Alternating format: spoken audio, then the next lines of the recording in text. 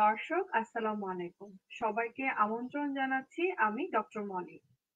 ACI নিবেদিত অ্যাসিড্রন cancer আলো powered by এসিড্রন প্রোভাইটাল পেএসএস ক্লোনিয়াম অনুষ্ঠানটিতে আমাদের আজকে আলোচনার বিষয় অত্যন্ত বার্নিং একটি টপিক এবং তা হচ্ছে স্তন ক্যান্সারের সচেতনতা এবং তার চিকিৎসা।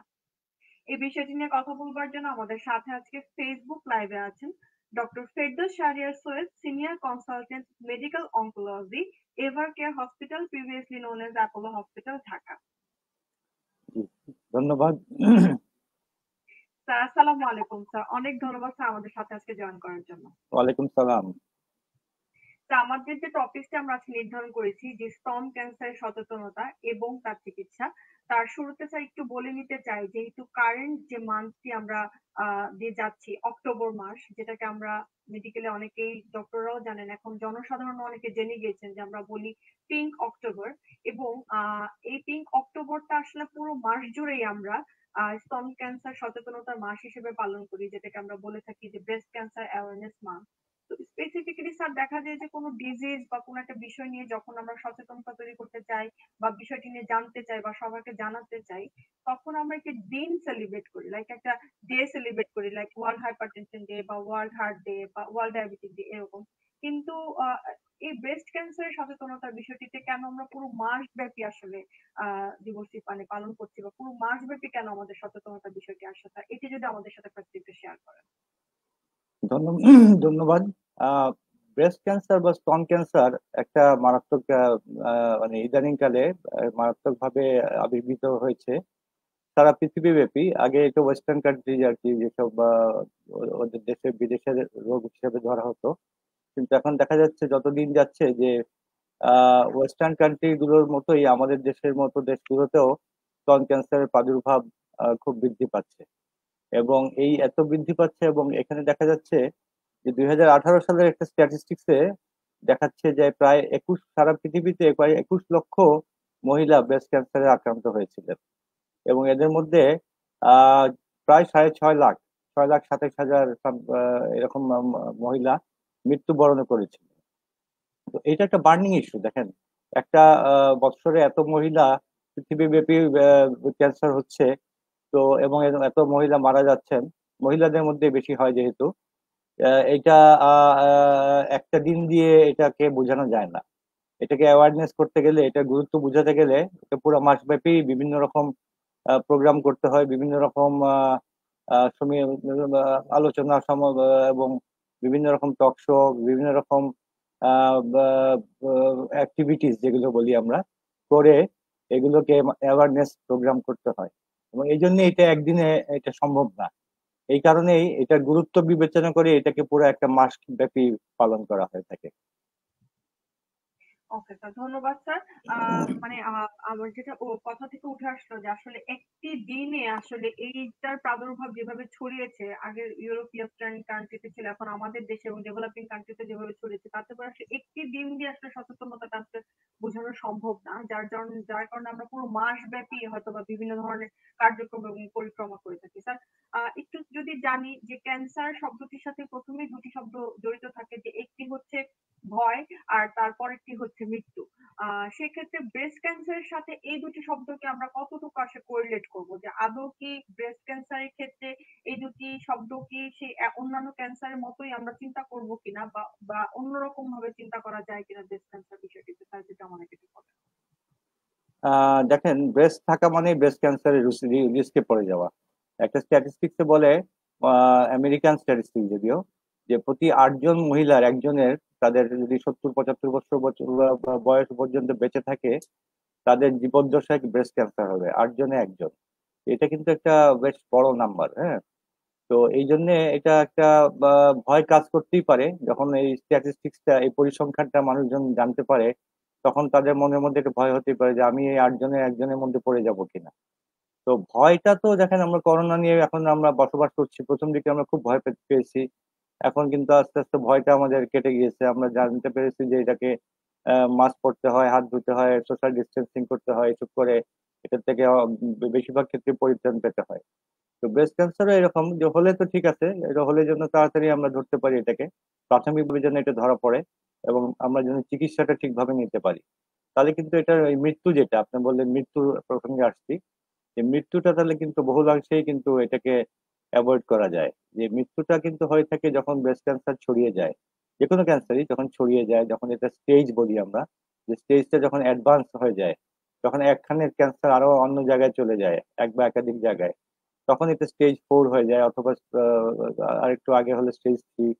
তো স্টেজ 4 হলে কিন্তু এটা কিওরের বাইরে চলে গেল। স্টেজ 3 কিছু কিছু কিওর হয়, বাট বেশিরভাগ ক্ষেত্রে কিওর হয় না। স্টেজ 1 বেশিরভাগ ক্ষেত্রে কিওর হয়ে যাচ্ছে, স্টেজ 2 বেশিরভাগ ক্ষেত্রে কিওর হয়ে যাচ্ছে।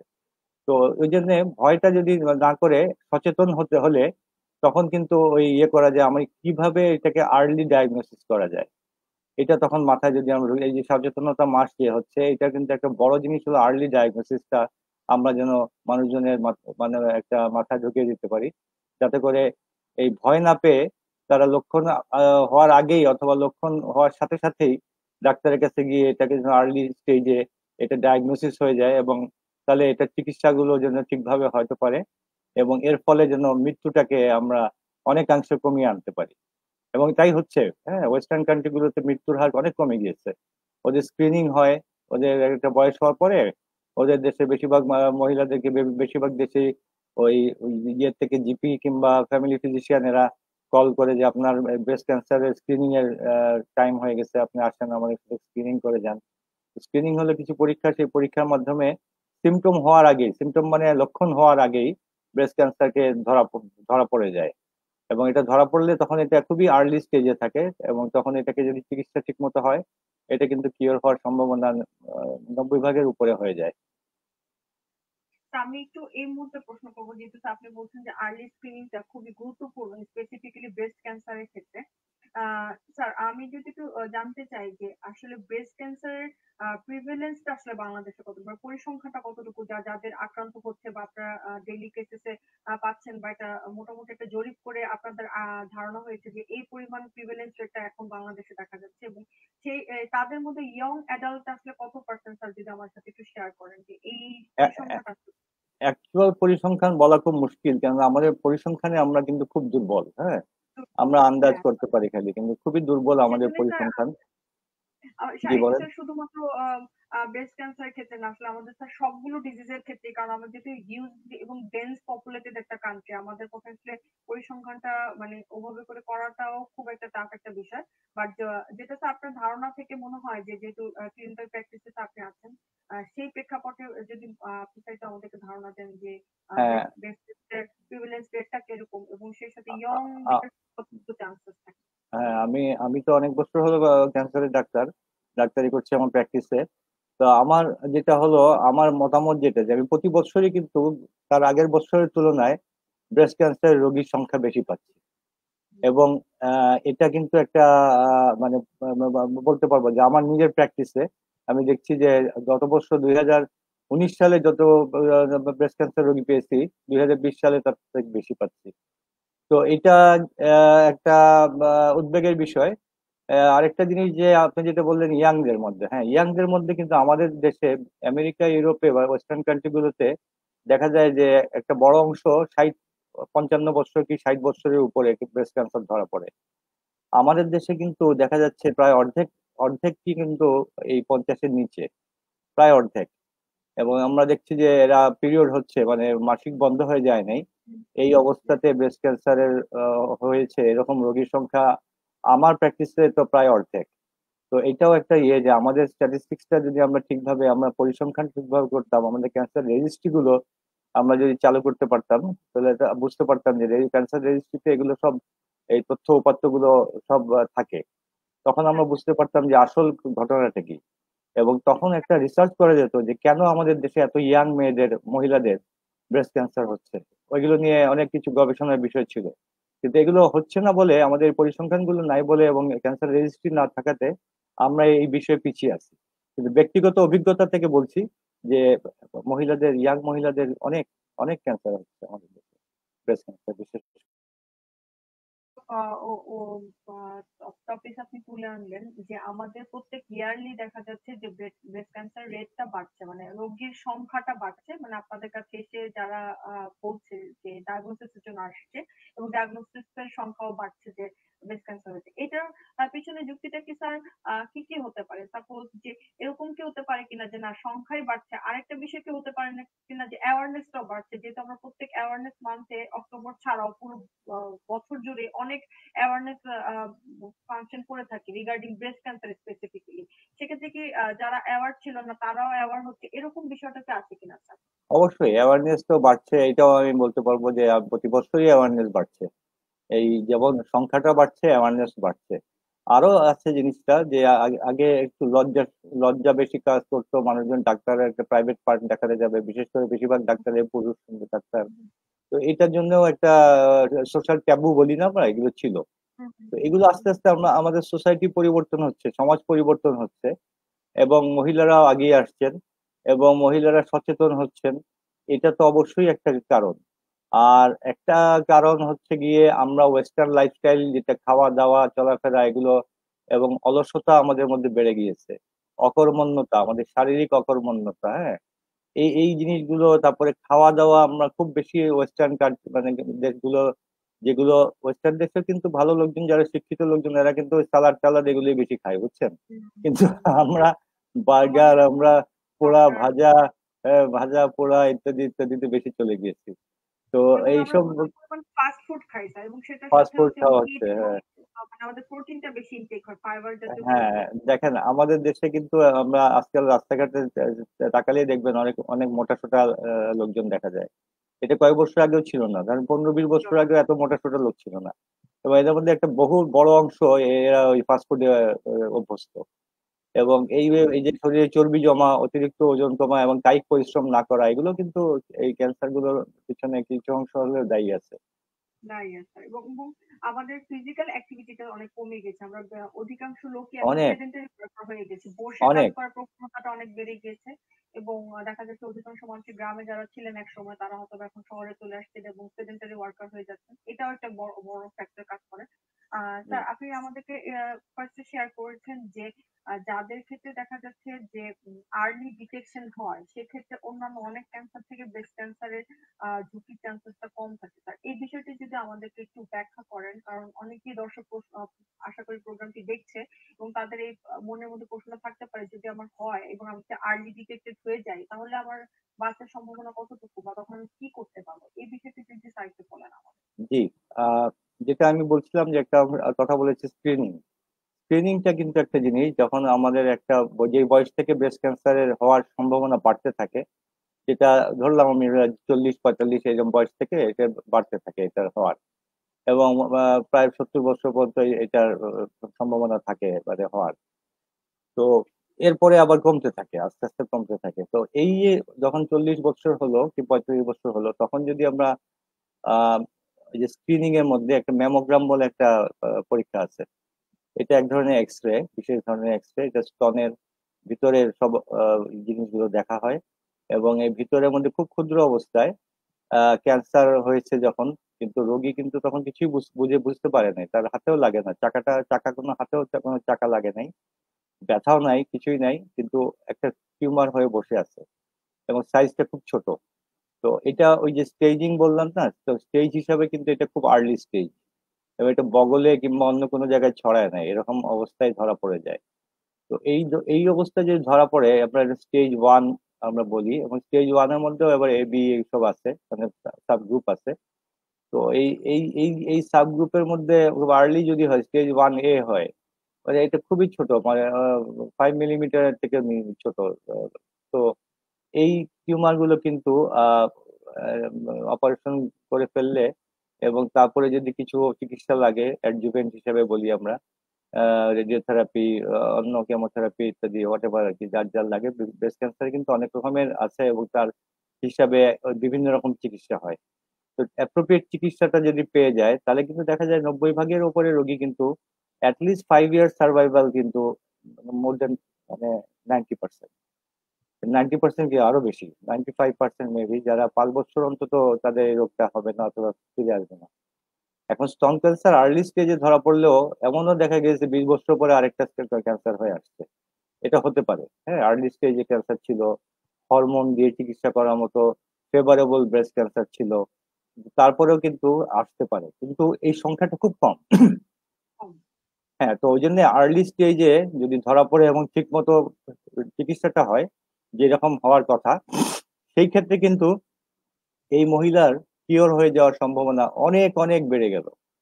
আর এই ক্যান্সারটাই যদি আপনার লেট স্টেজে ধরা পড়ে তাহলে কিন্তু কিওর হবে না, এই যে 5 বছর বেঁচে থাকার সম্ভাবনাটাই কমে যায়।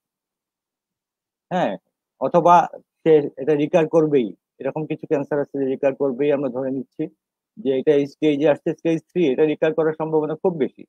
যে আমরা হয়তো বা এখন কন্ট্রোল করলাম কিন্তু এটা আবার ফিরে রিকার মানে ফিরে আসা, এটা ফিরে আসার সম্ভাবনা খুবই বেশি। তো এরকম আর কি, স্টেজের সাথে অনেক কিছু নির্ভর করে। স্যার, অনেক সময় রোগীদের আর কি একটা মনের মধ্যে প্রশ্ন থাকে যে ক্যান্সার একটা একটা মানে সে তার নিজস্ব কিছু পরীক্ষা নিরীক্ষা করে বা নিজের যে ডিটেকশন অ্যাবিলিটি গুলো আছে সেগুলো অ্যাপ্লাই করে যখন সে দেখে যে তার অথবা এরকম কিছু থাকতে পারে, তখন কি স্যার প্রাথমিকভাবেই তার কি একজন অনকোলজিস্টের কাছে যাওয়া উচিত, নাকি একজন সার্জনের কাছে যাওয়া উচিত, নাকি একজন মেডিসিন, এরকম বিভিন্ন ধরনের চিন্তা ভাবনা তারা করতে থাকেন? প্রথমে তারা একজন মহিলা ডক্টরের কাছে দেখাতে চান, এই ধরনেরও সবকিছু থাকে। প্রথমত আসলে একজন কোন ডক্টরের কাছে আসলে দেখাতে গেলে সেটা অ্যাপ্রোপ্রিয়েট হবে, বা কোন ডক্টর তার প্রপার ডায়াগনোসিসটা করতে পারবেন, সেটা যদি স্যার আমাদের সাথে একটু শেয়ার করেন। আমার মতে অনকোলজিস্ট তো সংখ্যা কম, সব জায়গায় নাইও। তো অ্যাটলিস্ট একজন সার্জনের কাছে যাওয়া উচিত। ওকে। সার্জনের বেশি সব জায়গায় সার্জন পাওয়া আছে, অ্যাভেলেবল আছেন। তো অ্যাটলিস্ট সার্জনের কাছে যাওয়া উচিত এবং একজন দক্ষ সার্জন হলে ভালো হয়। আর যদি অনকোলজিস্ট অ্যাভেলেবল হয়, থাকে আশেপাশে অথবা এলাকায় থাকে, তাহলে অনকোলজিস্টের কাছে যাওয়া উচিত। কারণ অনকোলজিস্ট কিন্তু এই পুরো প্ল্যানটা করে, চিকিৎসা কিভাবে হবে, ডায়াগনোসিস কিভাবে হবে, পুরো প্ল্যানটা করে দেয়। এবং একটা একটা বোর্ডের মতো পরবর্তীতে গঠন হয় যে আসলে হ্যাঁ, বোর্ড তার আমরা ট্রিটমেন্ট হবে। আমরা বোর্ড এটা প্রায়ই করে থাকি। আমরা বোর্ডের মাধ্যমে হলে ওখানে রেডিয়েশন অনকোলজিস্ট থাকে, মেডিকেল অনকোলজিস্ট থাকে, সার্জন থাকে, প্যাথোলজিস্ট থাকে, রেডিওলজিস্ট থাকে, এরকম বিভিন্ন রকমের সাবজেক্টের লোকরা থাকে, সবাই মিলে আমরা একটা ঠিক করি যে চিকিৎসাটা কি হবে। কারণ ব্রেস্ট ক্যান্সারের চিকিৎসা কিন্তু অনেক সময় হয় কি, প্রথমেই সার্জারি হচ্ছে না, প্রথমে হয়তো বা কেমোথেরাপি হবে অথবা টার্গেটেড থেরাপি হবে, তারপরে সার্জারি হবে। আবার বেশিরভাগ ক্ষেত্রে দেখা যাচ্ছে সার্জারিটাই প্রথমে হচ্ছে। তো এটা কিন্তু তফাৎ আছে। এখন যেই ক্যান্সারটা আপনাকে প্রথমে সার্জারি হওয়ার কথা ছিল না, আপনি প্রথমেই সার্জারি করে ফেললেন, এটা কিন্তু ফিরে আসার সম্ভাবনা বেড়ে গেল। হ্যাঁ, এরকম কিছু ক্ষেত্রে তখনই অনকোলজিস্ট না, এই গ্রুপ অফ ডক্টরস এরা মিলে বোর্ড করে গাইডলাইন যেটা আছে সেই গাইডলাইনের মধ্যে থেকে চিকিৎসাটা ঠিক করতে হয়। আমাদের সাথে যে দর্শকরা আছেন তাদের কাছ থেকে একটি প্রশ্ন এসেছে, আমি প্রশ্নটি আবার একটু নিতে চাচ্ছি।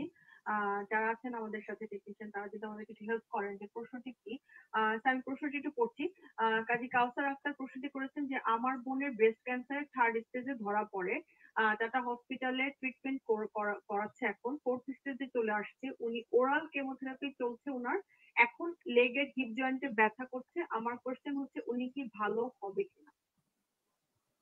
দেখেন, আমি আগে বলেছি যে 4th স্টেজের ক্যান্সার হলে কিন্তু এই ক্যান্সারটা গুলো ভালো হয় না। হ্যাঁ, কন্ট্রোল করা যায়। আমার নিজের রোগীদের মধ্যেই এমনও পেয়েছি যে 4-5 বছর 4th স্টেজ নিয়ে কাটিয়ে ফেলেছে। হ্যাঁ, কেউ কেউ 5 বছরের উপরেও কাটায় স্টেজ 4 নিয়েই। কিন্তু কিন্তু আবার কেউ কেউ অল্প 6 মাসের মধ্যে মারা যাচ্ছে, কিন্তু ভালো হচ্ছে না কিন্তু। হ্যাঁ, অন এন্ড অফ, মাঝে মাঝে চিকিৎসার মধ্যে আছে, মাঝে মাঝে ফলো আপের মধ্যে আছে, এইভাবেই চলছে। তো স্টেজ 4 ডিজিজটা কিন্তু এইরকম যে যখন স্টেজ 4-এ চলে যাবে তখন রোগী সম্পূর্ণভাবে নির্মূল হবে না রোগটা, কিন্তু তাকে কন্ট্রোল করে ঠিকভাবে চিকিৎসা করে, বিভিন্ন রকম চিকিৎসা এক এক সময় এক একটা, যেটা দরকার যেটা প্রযোজ্য, তাকে কিন্তু অনেক বছর বাঁচিয়ে রাখা যায়, আল্লাহর ইচ্ছায় অনেক বছর অনেকে বেঁচে যায়। সেটা আসলে তাহলে পুরোটাই স্যার, আসলে যেহেতু আমাদের এতক্ষণ ধরে একটা আলোচনা, একটা পয়েন্ট খুবই গুরুত্বপূর্ণ যে আসলে আর্লি ডিটেকশনটা ব্রেস্ট ক্যান্সারের ক্ষেত্রে স্যার খুবই গুরুত্বপূর্ণ। স্যার, খুবই এই যে গুরুত্বপূর্ণ। আমরা ক্যান্সার অ্যাওয়ারনেস, খুবই গুরুত্বপূর্ণ, তো আমরা ক্যান্সার অ্যাওয়ারনেস যে মান্থ সেলিব্রেট করছি, এতে করে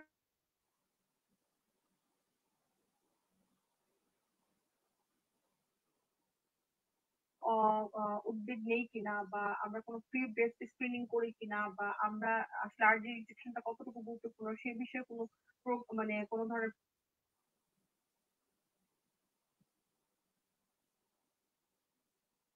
আমাদের লাইনটা কেটে যাচ্ছে, থেমে থেমে যাচ্ছে। আপনি মনে হয় স্ক্রিনিং নিয়ে অথবা আর্লি ডিটেকশন নিয়ে কথা বলতে চাচ্ছিলেন। ইন্টারনেটে গন্ডগোল করছে। আমি বলে যাই যে এখানে ক্যান্সার যেটা ইয়ে হচ্ছে যে প্রি স্ক্রিনিংটা কিন্তু, প্রি স্ক্রিনিং আমার মনে হয় না কোথাও হয়। হ্যাঁ, কেন এগুলো ব্যয়বহুল পরীক্ষা এবং এগুলো ব্যয় কমালেও হতে পারে যে ব্যয় কম দিয়ে আপনাকে কেউ স্ক্রিনিং করে দিচ্ছে, সেটা সম্ভব। কিন্তু এই এই এই এই রোগী, এই এই মেশিন গুলো রক্ষণাবেক্ষণ করা এবং এগুলোর জন্য ওই যে ফিল্ম সাপ্লাই করা, এগুলো প্রতিটা জিনিসই পয়সা খরচ করতে হয়। সরকারি লেভেলেও কিন্তু এটা একেবারে বিনা পয়সায় সম্ভব না, কিছু না কিছু পয়সা এটার পিছনে খরচ করতে হয়। তবে স্ক্রিনিংটা আমাদের দেশে যেভাবে হওয়া কথা ছিল সেভাবে কিন্তু এখনো কোনো কোনো ক্যান্সারের জন্য স্ক্রিনিংটা এরকম হচ্ছে না। এবং স্ক্রিনিং আমরা যেটা বলি যে একটা বয়স হলে এক একটা ক্যান্সার, প্রোস্টেট ক্যান্সার একরকম, ব্রেস্ট ক্যান্সার একরকম, কোলন ক্যান্সার একরকম, এরকম বেশ কিছু ক্যান্সারের স্ক্রিনিং করা যায়। স্ক্রিনিং মানে আহ কোনো লক্ষণ, কোনো লক্ষণ শুরু হওয়ার আগেই ক্যান্সারটাকে খুব প্রাথমিকভাবে ধরে ফেলা।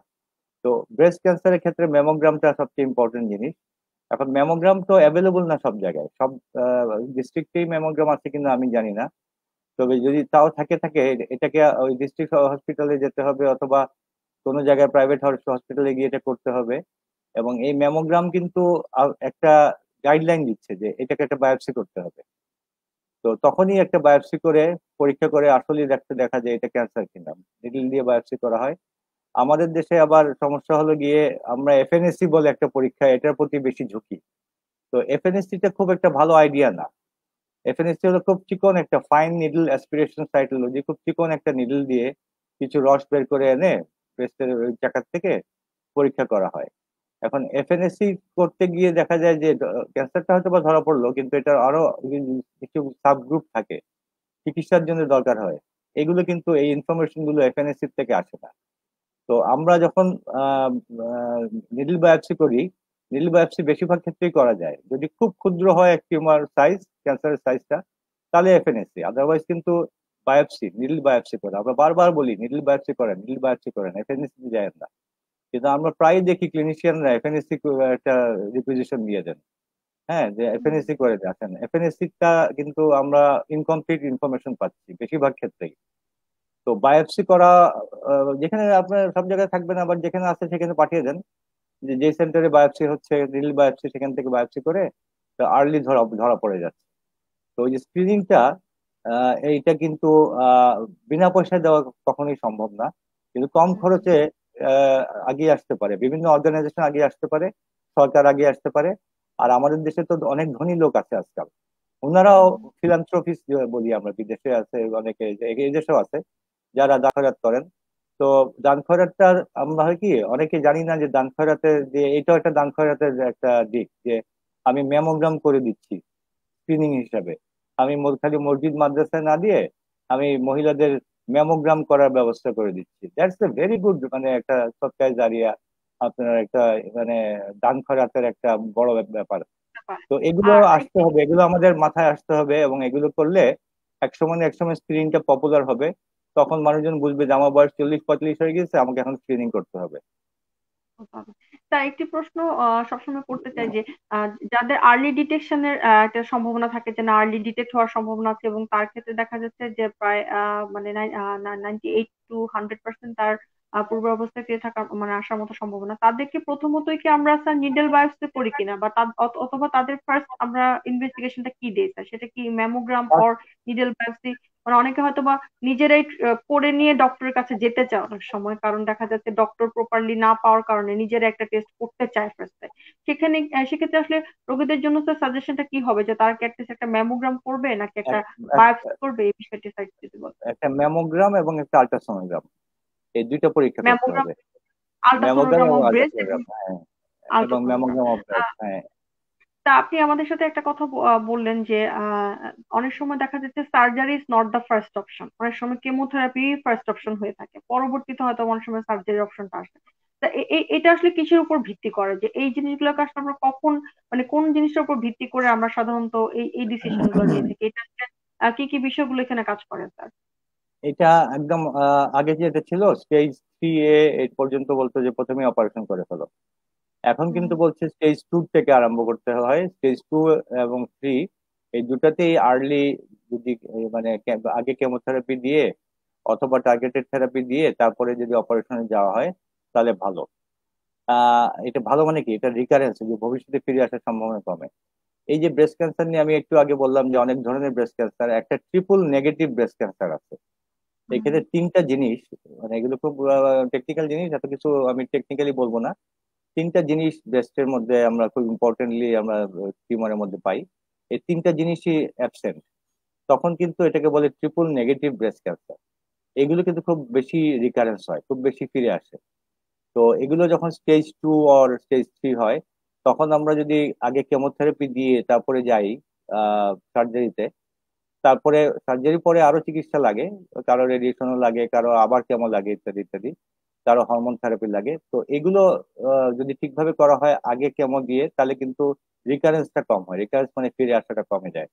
আরেকটা হুম আছে HER2, হার টু, একটা ওই তিনটা জিনিসের মধ্যে একটা জিনিসের মানে উপস্থিতি, এটা আবার খুব অ্যাগ্রেসিভ টাইপের ব্রেস্ট ক্যান্সার। এটা হলে কিন্তু হুম খালি কেমোথেরাপি না, কেমোথেরাপির সাথে টার্গেটেড থেরাপিও দিতে হয়। টার্গেটেড থেরাপি গুলো খুব ব্যয়বহুল বাংলাদেশে, কেন অনেক দেশেই আর কি, অনেকেই এটা অ্যাফোর্ড করতে পারে না। তবে হুম হুম যদি পারে তাহলে এই ওই টার্গেটেড থেরাপি সাথে কেমোথেরাপি দিয়ে তারপরে কয়েক সাইকেল দেওয়ার পরে, এগুলো আমাদের ইয়ে আছে যতগুলো সাইকেল দিতে হবে, দিয়ে তারপরে সার্জারিতে যেতে হবে। সার্জারি পরে আবার বাকি চিকিৎসা যেগুলো সেগুলো দিতে হবে। তাহলে কিন্তু এটা, এই যে ফিরে আসার সম্ভাবনাটা অনেক কমে যায়। অনেক এই কমে যায়। সিকোয়েন্সটা কারণ এই সিকোয়েন্সটা এই সিকোয়েন্সটা কিন্তু ভেঙে ফেললেই কিন্তু ফিরে আসার সম্ভাবনা বেড়ে যায়। বেড়ে যায়। কারণ যেহেতু স্যার আপনি ফার্স্টে বললেন যে অনেকের ক্ষেত্রে এক একটা এক এক রকম, এই জন্য স্যার প্রশ্নটা জিজ্ঞেস করা হলো যাতে করে দর্শক উদ্দেশ্যে ক্লিয়ার হয়। কারণ অনেকে ভাবে যে কেমোথেরাপি মানেই হচ্ছে তা হচ্ছে সে হয়তো এন্ড স্টেজে চলে গেছে বা তার অবস্থা অনেক খারাপ। তো এই বিষয়টি আরেকটি বিষয় স্যার আমি একটু জানতে চাই, যে অনেকেই জিজ্ঞেস করেন যে অ্যাকচুয়ালি ব্রেস্ট ক্যান্সারের কারণগুলো কি কি থাকে, যে কি কি কারণে ব্রেস্ট ক্যান্সার হতে পারে, এবং বংশগত কারণটা আসলে কতটুকু ব্রেস্ট ক্যান্সারের ক্ষেত্রে যাচ্ছে, এই বিষয়টি আমরা একটু জেনে নিই। কারণ যাদের বংশে এই সমস্যাটা আছে, মা বা নানি তাদের, তাহলে সেক্ষেত্রে ওই ব্যক্তিটার হওয়ার সম্ভাবনা কতটুকু স্যার যদি একটু আপনার কাছ থেকে জানেন। আচ্ছা, প্রথমে আসি যে কারণ। কারণ কিন্তু অ্যাকচুয়াল কারণ আমরা কেউ জানি না। হ্যাঁ, একজন মহিলা আমার সামনে বসে আছে ব্রেস্ট ক্যান্সার নিয়ে, ওনার কেন ব্রেস্ট ক্যান্সার হলো এটা জানি না। কিন্তু ঝুঁকি আছে কিছু, ঝুঁকি সমূহের মধ্যে কিছু আছে যে আপনি মানে এটা অ্যাভয়েড করা যায় না। এটাকে আহ, আহ, এই ঝুঁকি সমূহ নিয়ে থাকতে হয়, যেমন বয়স বা বৃদ্ধি। বয়স বাড়ার সাথে সাথে ক্যান্সারের রিস্ক বাড়ে, ব্রেস্ট ক্যান্সারের ক্ষেত্রেও তাই। যত বয়স বাড়বে তত ব্রেস্ট ক্যান্সারের ঝুঁকি হবে। আর বয়স তো আপনি এটাকে থামাতে পারবেন না।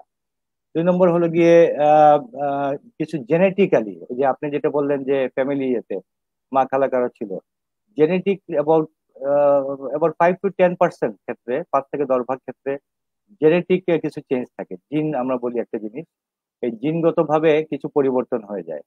তো এই এই এই এই ফ্যামিলি, এদেরকে ফ্যামিলিয়াল ব্রেস্ট ক্যান্সার হয়, এবং এরা ইউজুয়ালি হয় কম বয়সে এই ব্রেস্ট ক্যান্সার গুলো নিয়ে আসে। 30, 35, 40 বছর বয়সে আসে এরা। হ্যাঁ, তো এটা একটা, এইটাকে আপনাকে অ্যাভয়েড করতে পারবেন না। কম বয়সে মাসিক শুরু হওয়া, অনেকের দেখা যায় 7, 8 বছর, 8, 9 বছর বয়সে মাসিক শুরু হয়ে যাচ্ছে। আবার বেশি বয়স পর্যন্ত 50, 55 বছর পর্যন্ত মাসিক চলছে, এদের কিন্তু ব্রেস্ট ক্যান্সারের রিস্ক বেশি। হ্যাঁ, তারপরে স্তন, যেটা হলো খুব বেশি ঘনত্বপূর্ণ স্তন, মানে ডেন্স ব্রেস্ট বলি আমরা। হ্যাঁ, ইয়াং ব্রেস্ট গুলো বেশি ঘনত্বপূর্ণ হয়।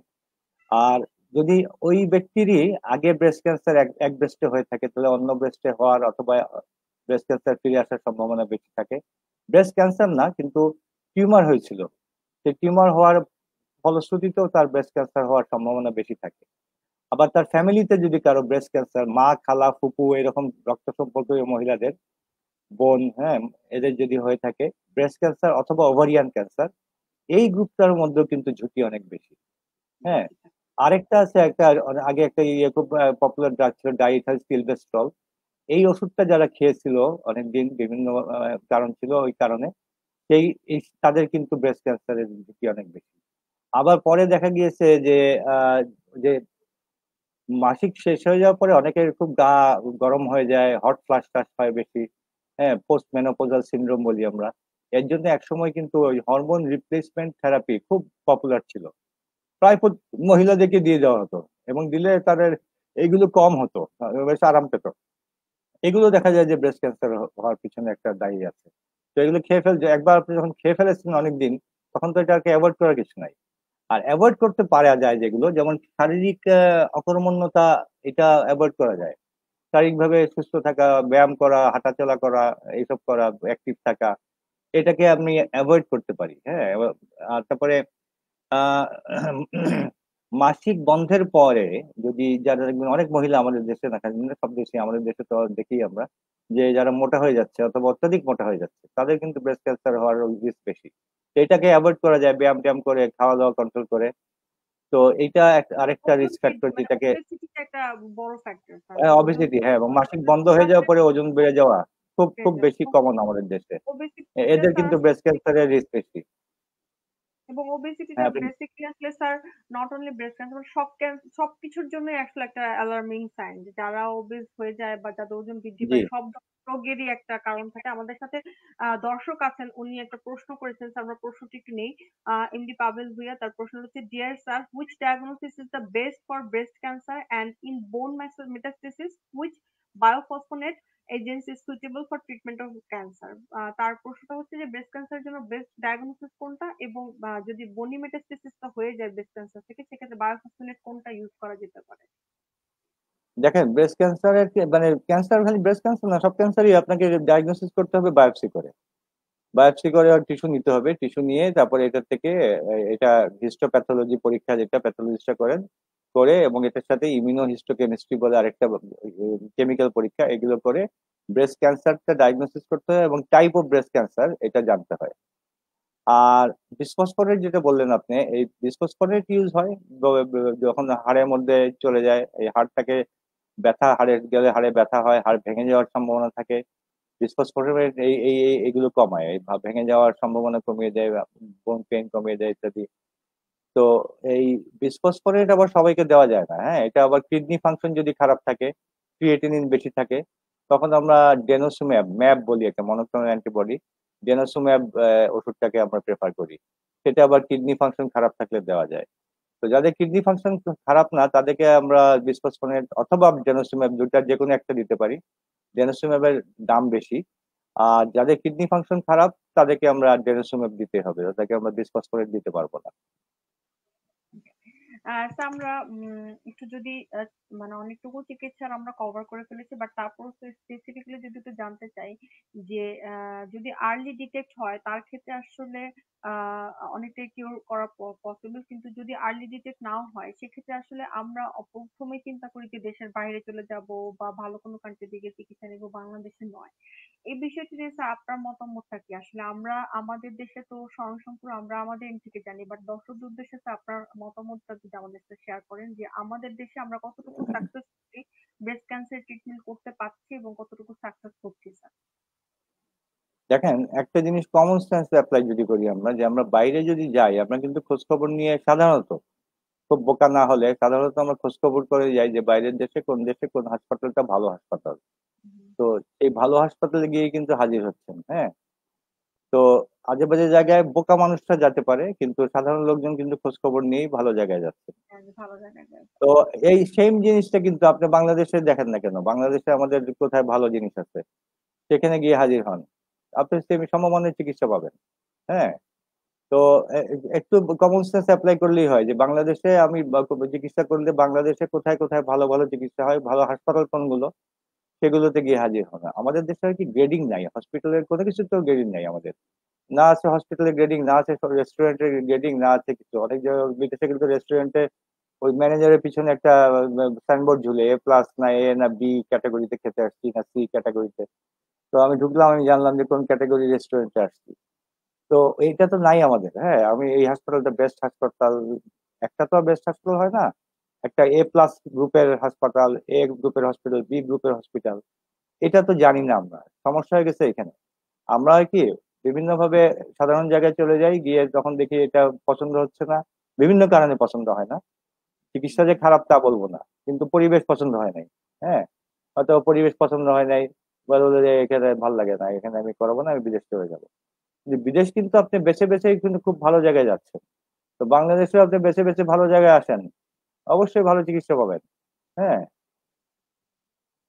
আর একটি বিষয় যে স্যার, যখন আমরা একটা পেশেন্টকে কেমোথেরাপি দিচ্ছি ব্রেস্ট ক্যান্সারের বা তার ডিটেকশন করছি, সবকিছু করছি, পরবর্তীতে এইসব পেশেন্টদের জটিলতাগুলো কিরকম হয়, যে তার এই জটিলতাগুলো থেকে আসলে মুক্ত পাওয়ার জন্য আমরা তাদেরকে আসলে কাউন্সিলিংটা কিভাবে করি, এবং ফ্যামিলিগত হিস্ট্রি যাদের থাকে তাদের ক্ষেত্রে আসলে আমরা কাউন্সিলিংটা কিভাবে করি, যে না তার যদি ব্রেস্ট ক্যান্সার হওয়ার চান্সেসটা থেকে যায়, তাহলে তাকে আমরা কি উপদেশগুলো দেই, যে তাকে আসলে শুরু থেকে কিভাবে লাইফ লিড করতে হবে, বা পরবর্তীতে আসলে যার ক্যান্সার হয়েছে তার পরবর্তীতে আসলে লাইফ লিডিংটা কিভাবে, লাইফ স্টাইল মডিফিকেশনের বিষয়টা যদি স্যার যদি একটু আমাদেরকে বলেন। দেখেন, যেটা জটিলতা অনেক রকমের জটিলতা হয়।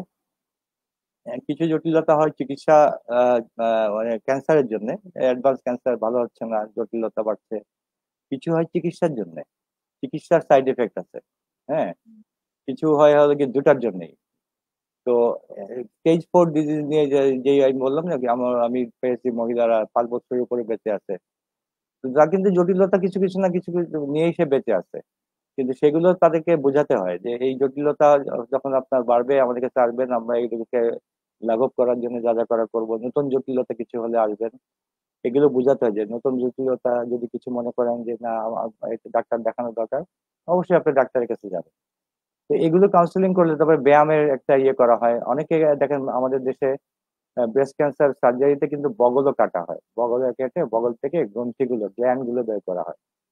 তো এগুলোর কারণে কিন্তু ওইখানে একটু নড়বড়া হয়ে যায় ওই ইয়েগুলো, ওই লিমফ্যাটিক চ্যানেল বলি আমরা। এবং এখানে কিন্তু ব্যায়ামের একটা বিরাট ভূমিকা। ব্যায়াম রেগুলার না করলে যেই হাতে অপারেশন হয়েছে যে বগলে, সেই হাতটা ফুলা আরম্ভ হয়। তো বিশাল জটিলতা। দেখেন ক্যান্সার থেকে হয়তো বা কিওর হয়ে গেল, কিন্তু হাত ফুলা নিয়ে এসে সারা জীবন ভুগলো। এবং অনেক সময় এমন ফুলা ফুলে যে এটা চামড়া টামড়া ফেটে কষ্ট বেরোনো আরম্ভ হয়ে যায়। তো এইগুলো বোঝাতে হয়, কাউন্সেলিং করতে হয়। এবং এখানে সার্জনদের বিরাট দায়িত্ব আছে। ওনারা খালি সার্জারি করে রোগী ছেড়ে দিবেন তা হবে না, তাদেরকে ওই ব্যায়াম শেখাতে হবে, অথবা তাদেরকে ফিজিওথেরাপিস্ট যারা দেয় তাদের কাছে পাঠাতে হবে, যে আমি আমার কাজ করে দিয়েছি, এখন আপনি ফিজিওথেরাপি অথবা ফিজিক্যাল মেডিসিনের ডাক্তারের কাছে যান, তাদের কাছে ব্যায়াম শিখে ফেলেন, এবং ব্যায়াম কিভাবে কি করবেন শিখে ফেলেন। এগুলো কিন্তু কাউন্সিলিং অনেক কিছু ক্ষেত্রে হয় না। না হওয়াতে আমরা এগুলো জটিলতা গুলো পাই। তো এগুলো যদি প্রপারলি, আমরা নিজের অনকোলজিস্টদেরকে আমাদেরকে ব্যায়াম শেখাতে হয়। তো এটা কিন্তু সার্জন এবং ফিজিওথেরাপিস্ট লোকদের শেখানোর কথা ছিল। কিন্তু আমরা দেখা যায় যে রোগীদেরকে দেখাচ্ছি যে কেউ শেখায় নেই, আমাদেরকে শিখিয়ে দিতে হচ্ছে যে এইভাবে এইভাবে ব্যায়াম করতে হবে। তো এনিওয়ে, এই জিনিসগুলো আমাদের যদি মনে রাখি যে স্টেজ 4 ডিজিজ খালি না, আর্লি স্টেজ যেটা কিউরেবল, সেটারও কিছু উপদেশ দিতে হবে ভালো থাকার জন্য। নাহলে ক্যান্সার ভালো হয়ে গেল, কিন্তু ক্যান্সারের চিকিৎসার একটা জটিলতা নিয়ে সে সারা জীবন ভুগলো। আজীবন এবং ভুগলো। এটা তো একটা অনেক সময় অভিশাপও দিয়ে দিতে পারে আমাদেরকে। হ্যাঁ। হুম। হ্যাঁ, এটাই হয় আসলে, অভিশাপ ডাক্তারকে দিয়ে দেয়। তো এই বিষয়টা আসলে খেয়াল রাখাটা খুবই গুরুত্বপূর্ণ। তা আমরা আমাদের আজকের প্রোগ্রামটিতে আলোচনা করে অনেক কিছুই স্যার ধারণা মানে জ্ঞান নিতে পেরেছি, এবং প্রত্যেকটা সময় স্যার ব্রেস্ট ক্যান্সার নিয়ে যখন আলোচনা হয় আমাদের এই বিষয়গুলো নিয়ে আলোচনা হয়, এবং বারবার আমরা বলি এই কারণে যে আসলে যদি একটি রোগী উপকৃত হয় সেটাতেই আসলে আমরা সাকসেসফুল। যে আমাদের একটা কথাতে যদি তারা আর্লি ডিটেকশনটাতে আসে বা আর্লি ডিটেক্ট করে, তারা যদি আর্থসামাজিক সকল চিন্তা ভাবনা না করে বা সোশিয়াল ন্যারো মাইন্ডেড চিন্তা থেকে একটা প্রপার ডক্টরকে দেখে তার সমস্যাটা শেয়ার করে, তাহলে হয়তোবা অনেকটুকুই অথবা দেখা যায় যেটা লেট স্টেজে আমাদের সম্ভব হচ্ছে না একটা কিওর করা, সেটা আর্লি স্টেজে আমরা করে ফেলতে পারি। তো আমাদের আজকের প্রোগ্রামটি এসিড্রোন নিবেদিত ছিল এসিআই পক্ষ থেকে ক্যান্সারের আলো, এবং এই প্রোগ্রামটাতে আমরা বরাবরই বিভিন্ন অঙ্কোলজিস্টের সাথে বিভিন্ন ধরনের ক্যান্সার বিষয়ে আলোচনা করি স্যার। অনেক ধন্যবাদ স্যার আজকে আমাদের সাথে জয়েন করার জন্য। আবারও দেখা হবে আগামী কোনো সায়েন্টিফিক সেশনে আবারও আপনার সাথে স্যার। ভালো থাকুন, সুস্থ থাকুন স্যার। ধন্যবাদ আপনাকে, ধন্যবাদ দর্শকদেরকে।